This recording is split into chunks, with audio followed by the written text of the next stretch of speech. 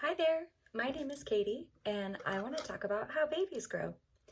Because high school health classes can be a little inconsistent across school districts, here is a general overview of pregnancy.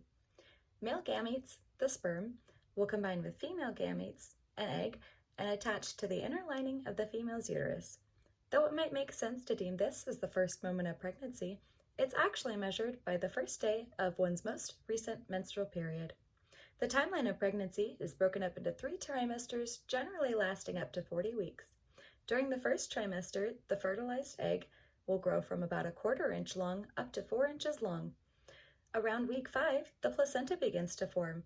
This group of cells links up with the mother's blood supply to deliver oxygenated blood to the growing fetus.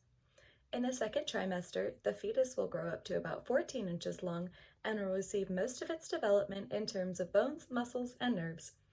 By the end of the third trimester, it will be ready to enter the world at about 7 pounds and 18 inches. Monitoring this growth is achieved through measurements taken via ultrasound images. In order to determine that a baby is developmentally on the right track, the World Health Organization has established fetal growth charts. They look like this.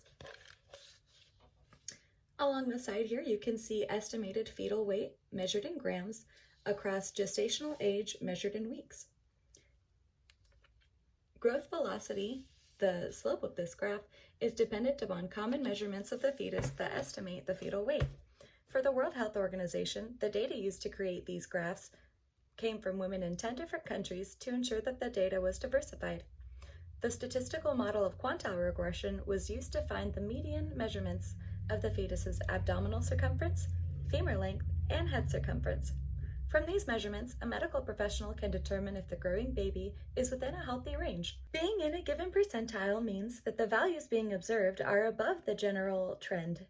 So if the values for any baby were determined to be in the 60th percentile, its measurements were higher than 60% of the other babies at that same gestational age. The World Health Organization calculates percentiles based on gestational age and fetal weight using Hadlock's formula.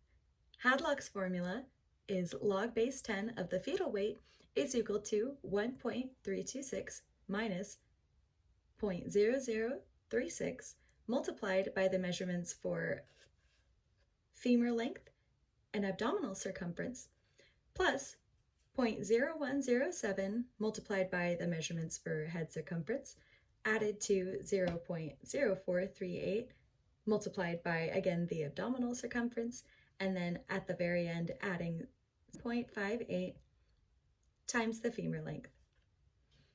This calculation of estimated fetal weight should be increasing continuously until birth. Some researchers argue that there are better ways to calculate estimated fetal weight than by using Hadlock's formula. One group of researchers published at the Royal Society Journal of Interphase developed a model of estimated fetal weight based off the volume of the placenta. This model was adapted using Alfred Lotka's law of population growth. And this was the model they used. This is a logistical differential equation representing the growth of placental volume, where PV is equal to the placental volume at any given day, represented by T, and where K is the value of the carrying capacity. Essentially, K is the upper limit that the volume of the placenta cannot increase beyond. This makes this quantity, the 1 minus PV over K, the limiting factor, because the closer the placental volume is to the volume of K, the closer this completely becomes to 0. The differential equation is a good model to use because placental volume is consistently changing over time. Differential equations contain an unknown function and one or more of its derivatives, represented by this dPV over dt. Early in pregnancy, placental volume grows exponentially, but will eventually run out of space to grow. Thus, its growth rate will decline to 0. To solve their equation, they set the initial volume equal to day 84, since that's the day that most people know for sure that they are pregnant. Using the method of separation of values, they solved their equation for PV, and they found that the closed form solution to that equation looks like this. So placental volume, as a function of time, can be represented like this. In an uncomplicated pregnancy, they found each of these values to be this. From these models, they derived that fetal weight can be represented with this equation. Fetal weight is equal to the constant c multiplied by e to the power of r over beta times t, all over the function of alpha of t to the 1 over b. This equation can be used to calculate fetal weight from fertilization to birth.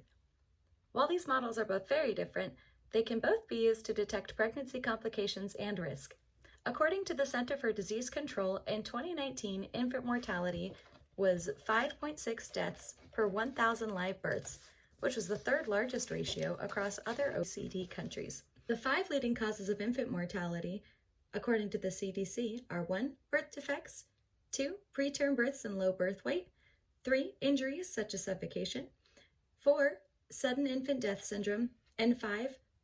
Maternal pregnancy complications. Half of that list are complications that can be determined from information on fetal growth charts. Having models to calculate growth is essential to make comparisons for healthy growth and allow interventions to be made when necessary. Every parent hopes for optimum circumstances for the birth of their child, and with attentive medical professionals, these circumstances can be achieved.